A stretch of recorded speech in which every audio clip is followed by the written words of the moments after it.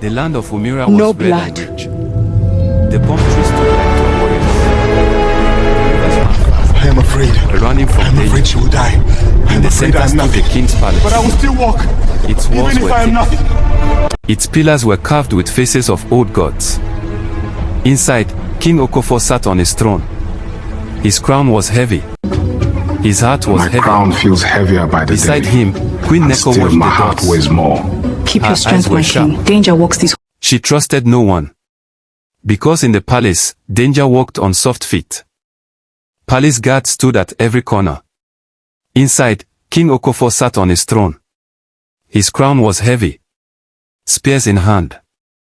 Eyes never sleeping. One wrong step, and the blade would fall. Maids moved through the halls like shadows. They carried food. They carried water. They carried secrets. A dropped cup could mean death. A wrong word could mean war. Princess Adiz was the only child of the king and queen. She wore coral beads. But she also wore a small knife tied to her thigh.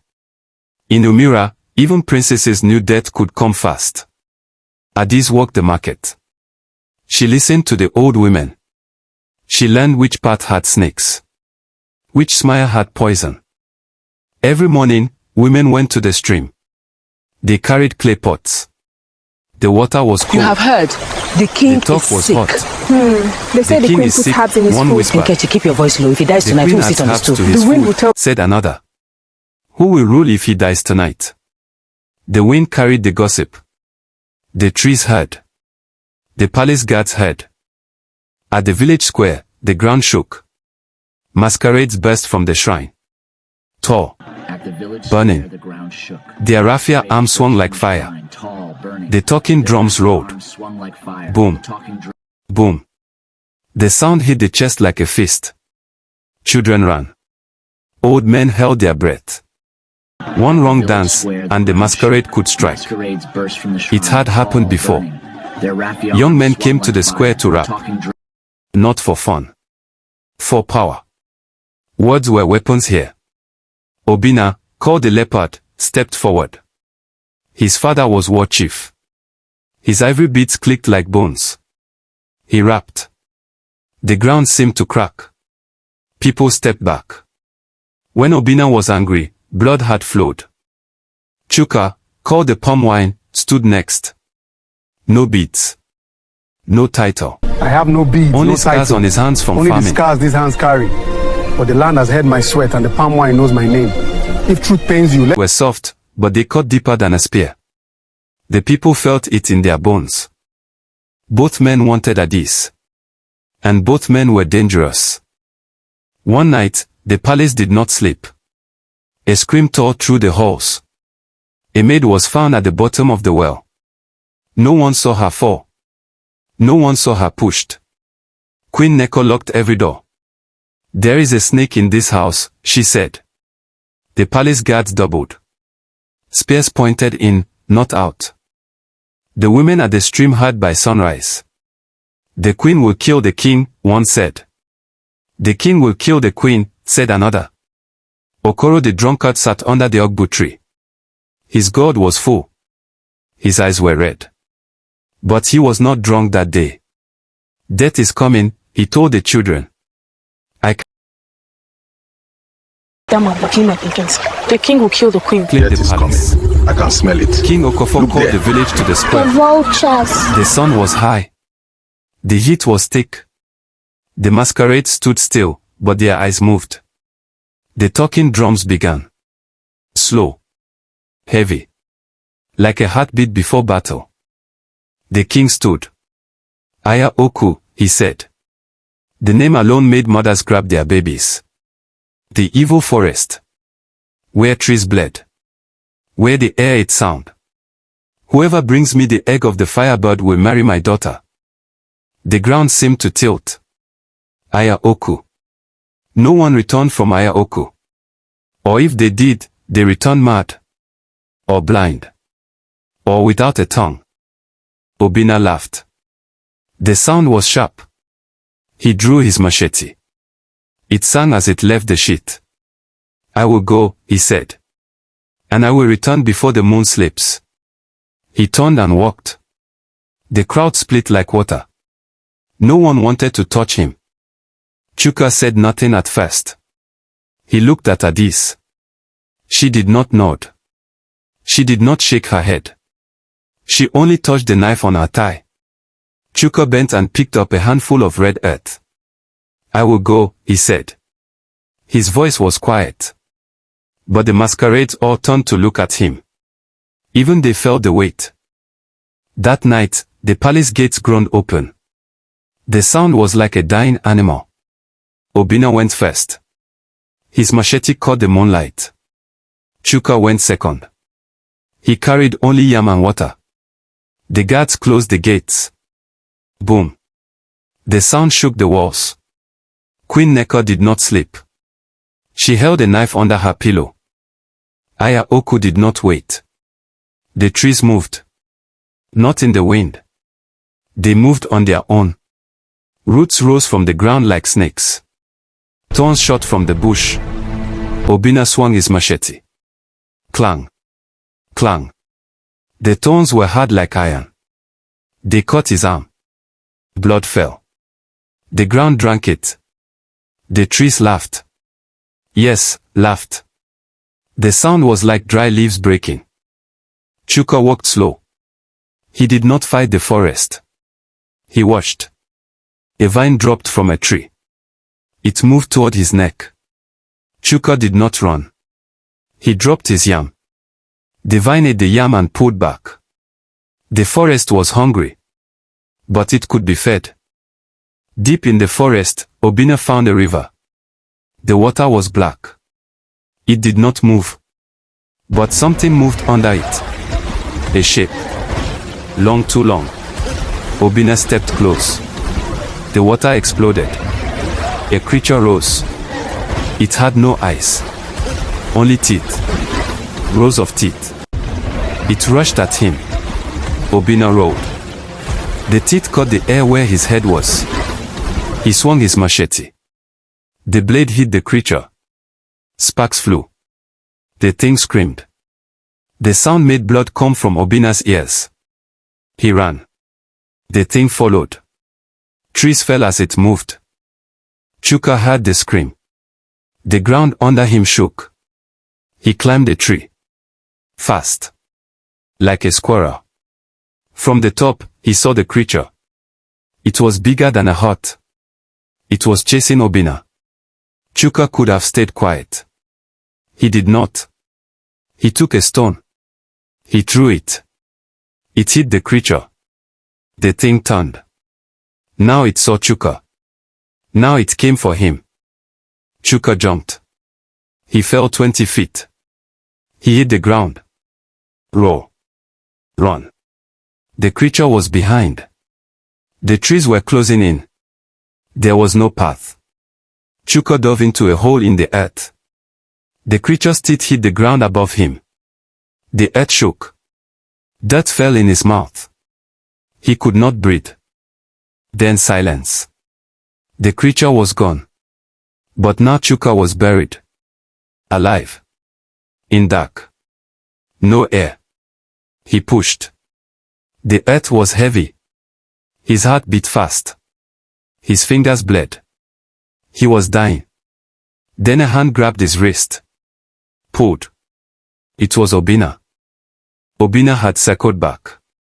You die, the race is easy, he said. But I want to kill you myself. He dropped Chuka and ran. The forest punished them both. It showed them fear. Obina stood in a clearing. He was king. But the throne was made of bones. The people were all dead. He screamed.